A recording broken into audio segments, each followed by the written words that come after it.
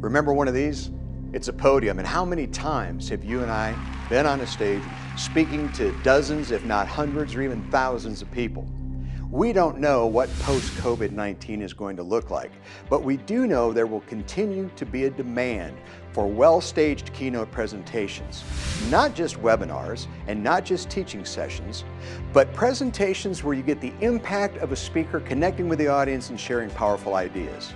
And it's great to be uplinking to some 500 docs and leaders. And I think today what's changed is you and I as leaders have to find a way to help people reduce their anxiety and deliver on that hopefulness, that optimism they have that the future will be better than the past pre-COVID.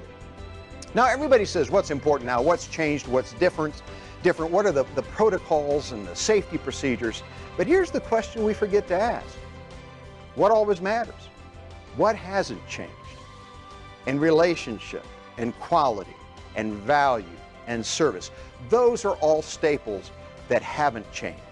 So you've got to be able to hold that dynamic going forward about what's changed, but what becomes the foundation. Not the anchor, but the foundation from the past that will allow us to go successfully into the future.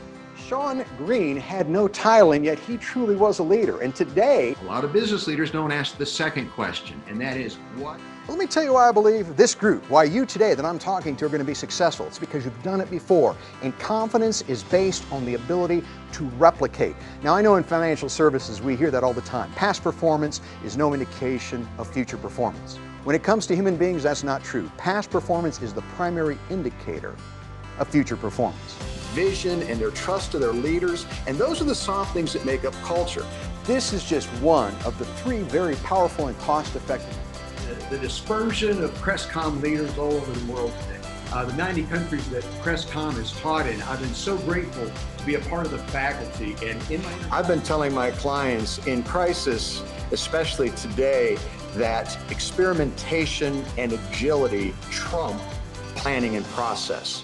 And so when people are very focused on what needs to be done and why it needs to be done, they become very inventive. And unfortunately, historically, structure can prevent that from happening because people don't feel empowered to try things and experiment. And if they work, keep doing them. If they don't work, adjust them or quit doing them.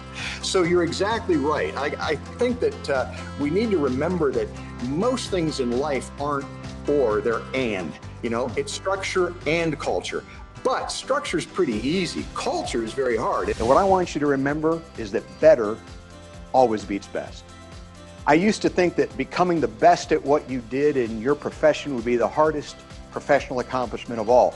But over these last 30 plus years, as I've worked with some of the best organizations in America, I've found that as hard as it is to become the best in your field, your category, or your market space, what's even harder is to become the best and continue to improve. Because you see, when you're number 3, you emulate number 2. When you're number 2, you copy number 1. But when you're at the top of your game, when you are the true leader, there is no one to innovate or emulate. You're on your own.